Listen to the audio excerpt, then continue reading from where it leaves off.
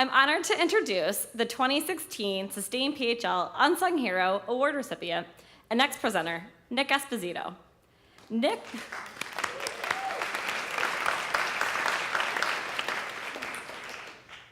is a zero waste and litter director for the City of Philadelphia.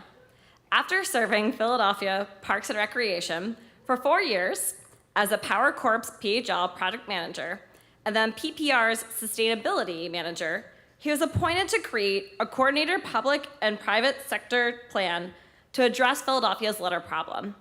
Say Philadelphia, no more. Nic will be setting Philadelphia on a path to zero waste by 2035. That's awesome.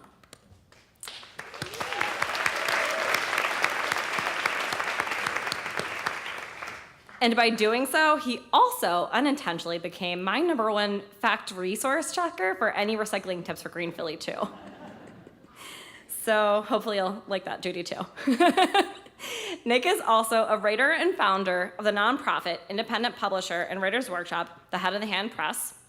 He serves his community as the president of the East Kensington Neighbors Association and co-manager of the Emerald Street Community Farm.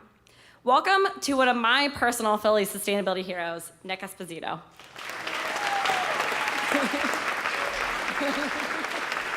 Thank you, Julie. All right, thank you. So as Julie said, my name is Nic Esposito, and I serve as the Zero Waste and Litter Director for the City of Philadelphia. This initiative is working to solve Philadelphia's litter problem through a coordinated city and community effort while putting Philadelphia on the path to zero waste by 2035.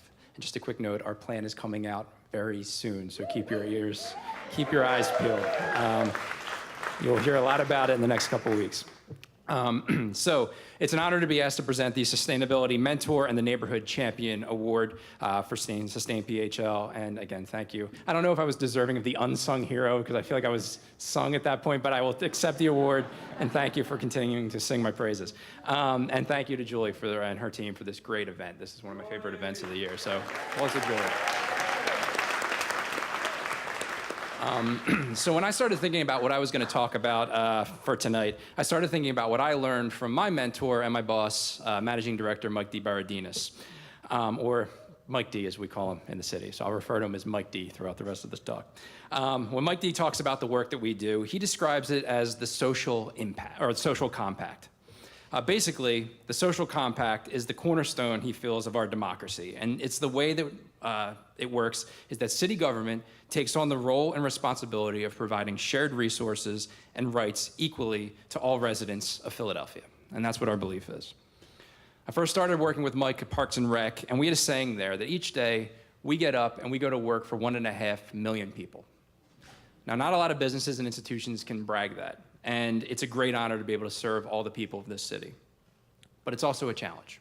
First, to ensure that we serve all residents equally, no matter what, but to also do it in an efficient and effective way. Unlike other businesses, we don't get to pick and choose who we serve. We have to serve everybody. And if we were to operate where we could pick and choose who we serve, well, that's when the social compact breaks down. But to hold us accountable and to make sure that we're living up to our end of the bargain, that's where the residents come in, everyone sitting in this room and everyone in the city of Philadelphia. We need those neighborhood champions that can advocate for their neighborhoods, but to also organize and inspire their neighbors to hold up their end of the social compact by being civically engaged and stewarding the shared resources in their neighborhoods. We see this every day with block captains that take the leadership to get the bags and the brooms from the streets department, schedule a trash pickup, and organize their neighbors, usually very early in the morning, to clean up their block on a weekly basis sometimes. Or when a friends group requests mulch from Parks and Rec, they lure a bunch of their neighbors to the park with the promise of free pizza and donuts, which is the cornerstone of volunteer coordinating, as anybody knows, to pull a bunch of weeds, remove some litter, and mulch the garden beds and make the gardens a beautiful place in our parks.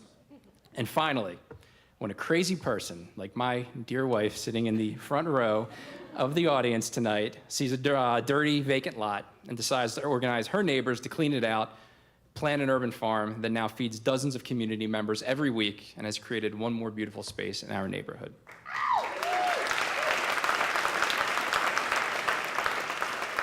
Thank you, Elisa, for doing that and for letting me hang around on the farm as long as I have. And it's the main ethic of zero waste and the litter cabinet that none of the innovative new programs and systems we have planned will work without full buy-in from our residents. And we know that the residents will not support and build up these programs and systems unless they feel that they have equal and effective access to these programs and systems. It's when we can work together that the social compact is at its best. And it's what it's going to turn Philadelphia not just into a world-class city that we all want, but a city that can equitably ensure that every resident can live, work, and succeed in this world-class city. And it's those neighborhood champions and their mentors and the children that they're going to mentor that will realize this vision, keep the social compact intact, and make this city what we want it to be. Thank you all very much.